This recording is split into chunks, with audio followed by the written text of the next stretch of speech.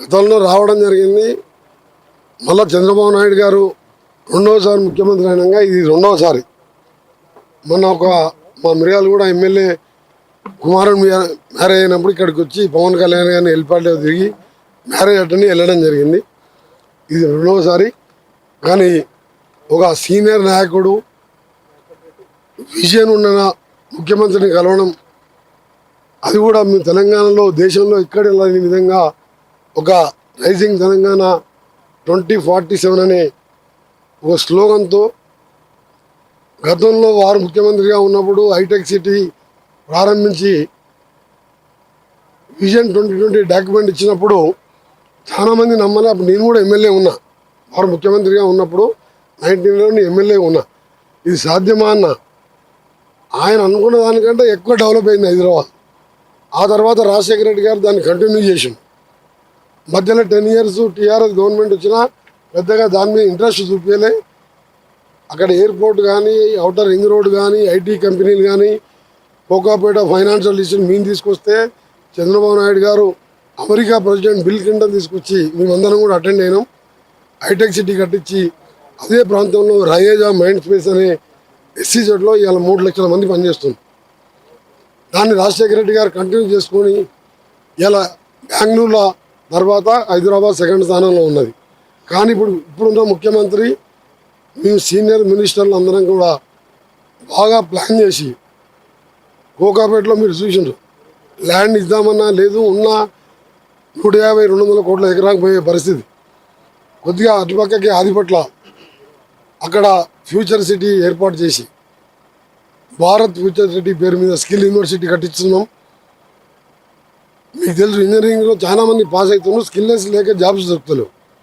దాంతోపాటు ఈ summit 2034కు 1 trillion economy చేయాలి తెలంగాణ, 2047లో 3 trillion చేరుకోవాలని కంపెనీలను ఆహ్వానించి ఒక సిస్టమేటిక్గా పోతూ దేశంలో ఏ స్టేట్లో నిర్వహించిన విధంగా ఈవెంట్ నిర్వహిస్తున్నాం.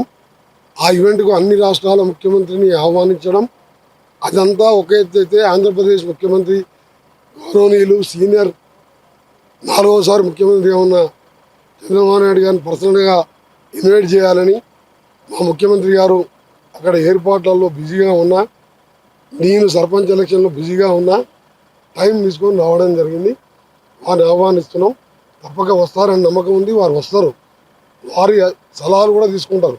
తెలుగు రాష్ట్రాలకు ఒకటి పోటీ పడి అభివృద్ధి చేసుకోవాలి మనం.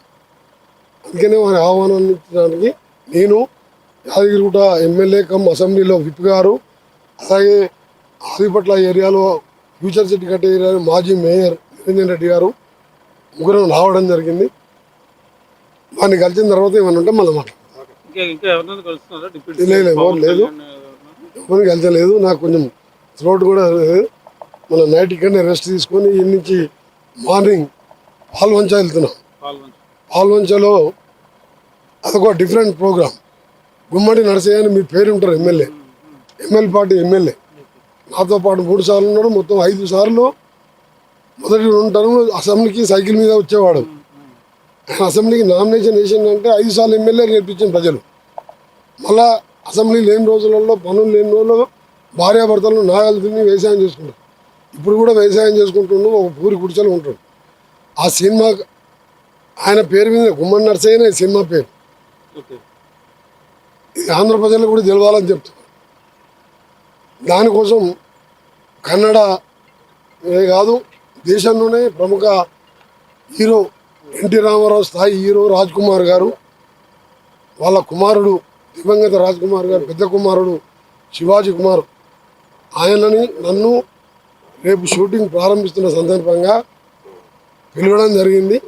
అది అటెండ్ చేసుకొని మళ్ళీ 12 గంటలకు బయలుదేరి 2 గంటలకు దేవరకొండకు మా గౌరవ సీఎం రేవంత్ రెడ్డి గారు మా జిల్లాకు వస్తుంది కాబట్టి అక్కడికి వెళ్ళే ప్రోగ్రాం.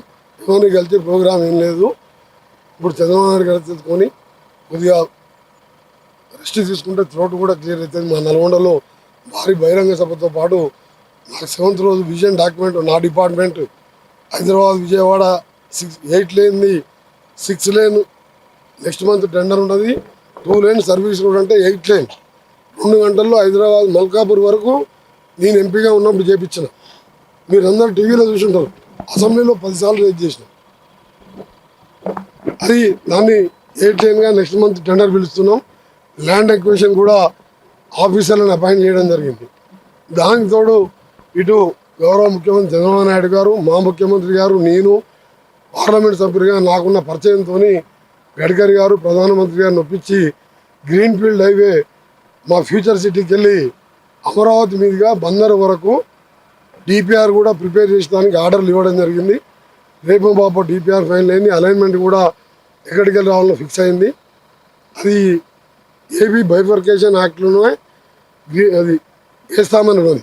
దాంతోపాటు ఫ్యూచర్ సిటీకి వెళ్ళి అమరావతి వరకు బుల్లెట్ ట్రైన్ వేస్తామని కూడా ఆ రోజు విభజన చట్టంలో పెట్టిండు. దాన్ని కూడా గౌరవ ప్రధానమంత్రి గారు మాకు ముఖ్యమంత్రి గారు కలిసినప్పుడు కానీ ఇక్కడ ముఖ్యమంత్రి కలిసినప్పుడు కానీ సూచనప్రాయంగా ఒప్పుకున్నాం. ఈ 2 వస్తే 2 రాష్ట్రాల మధ్యలో ఇండస్ట్రీస్ కానీ ఇండస్ట్రియల్ కారిడార్ కానీ ఎస్సీజీలు కానీ చాలా వచ్చే అవకాశాలు ఉన్నాయి. అది 8 లైన్ అయితే టెండర్ అయిపోతుంది. ఆల్మోస్ట్ ఆల్ మార్చి వరకు వర్క్ స్టార్ట్ చేయాలని అక్కడ R&B నేషనల్ హైవే మినిస్టర్గా సక్సెస్ అయిపోయిన. ఎందుకంటే గడ్కరీ గారు లిబరల్ పంచారు. ఇటు మా ముఖ్యమంత్రి ఇక్కడ ముఖ్యమంత్రి నేను ప్రైమ్ మినిస్టర్ గారిని green field highway bullet train మా హైదరాబాద్ చుట్టూ రీజనల్ రింగ్ రోడ్ అదొక వింత 36,000 కోట్ల రూపాయలు.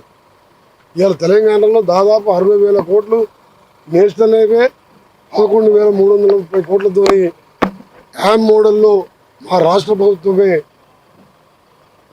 మండల కేంద్రానికి వెళ్ళి జిల్లా కేంద్రానికి డబుల్ లేన్గా టెండర్లు పిలిచి దేశ చరిత్రలో తెలంగాణ రోడ్స్కు రోల్ మోడల్గా నా డిపార్ట్మెంట్ విషయం కాబట్టి అది కూడా మీకు మంచి వార్త చెప్తున్నాను. మొన్న పవన్ కామెంట్స్ మీద మీరు మాట్లాడారు, ఏం చెప్తారు దాని మీద? అయిపోయింది. దాని గురించి ఇక వచ్చారు కాబట్టి ఒక మంచి కార్యక్రమానికి వచ్చినాం కాబట్టి ఇవన్నీ విమర్శించడం మంచి పద్ధతి కాదు. ఇది మనం గతంలో కలిసి ఉన్న రాష్ట్రం. ఇలాగా మనసులు కలిసి ఉండాలి, మనసులు కలవాలి, 2 రాష్ట్రాలు అభివృద్ధి కావాలని ఆ భగవంతుని ప్రార్థిస్తున్నాం.